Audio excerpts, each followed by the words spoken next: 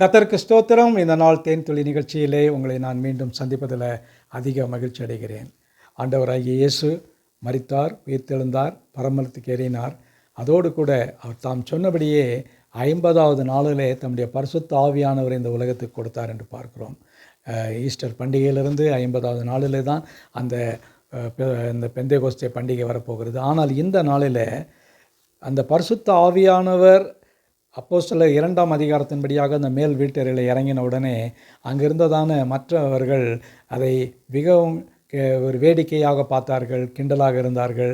அவர்கள் எல்லாரும் மதுபானத்தினால் நிறைந்திருக்கிறார்கள் என்று அந்த நேரத்தில் குற்றம் சாட்டினார்கள். அப்பொழுது பேதுரு தைரியமாக எழுந்து நின்று, அவர்கள் இது விடிய காலமாகிவிட்டது, ஆகவே இப்பொழுது அவர்கள் மதுபானத்தால் நிறைந்திருக்கிறதுக்கான நேரம் அல்ல என்று சொல்லி, யோவேல் தீர்க்கதரிசியின் புத்தகத்திலே எழுதப்பட்ட தீர்க்க தரிசன வார்த்தையை இங்கு அவர் தெளிவுபடுத்தி காட்டுகிறார். யோவேல் 2:28 மாம்சமான யாவர் மீதும் என்னுடைய ஆவியை ஊற்றுவேன், மாம்சமான யாவர் மீதும் என்னுடைய ஆவியை ஊற்றுவேன்.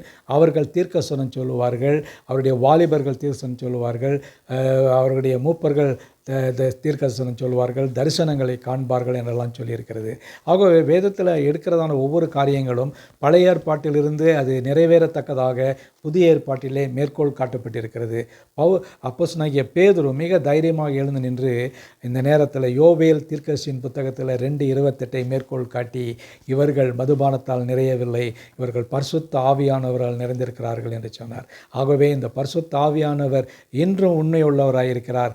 அவர் பரிசுத்த ஆவியானவர் செய்யக்கூடிய அற்புதங்களை இந்த நாள் வரைக்கும் அவர் செய்து கொண்டிருக்கிறார். ஆகவே அந்த பரிசுத்த ஆவியானவரை நாம் விசுவாசிப்போம். அதன்படியாக நாம் அவரை சார்ந்து ஜீவித்து ஒரு வல்லமையுள்ள சாட்சிகளாக, இயேசுவுக்கு சாட்சிகளாக இருப்போம். பாருங்கள், பயந்து நடுங்கி கொண்டிருந்ததான பேதுரு, அவர் நாங்கள் இயேசுவுக்கு சாட்சியாக இருக்கிறோம் என்று 2ஆம் அதிகாரத்தில் 32வது வசனத்தில் சொல்கிறார். நாங்கள் இதை கண்டு இயேசுவே உயிர்த்தெழுந்தார் என்பதற்கு சாட்சிகளாக இருக்கிறோம் என்று மிக தெளிவாக சொல்கிறார்.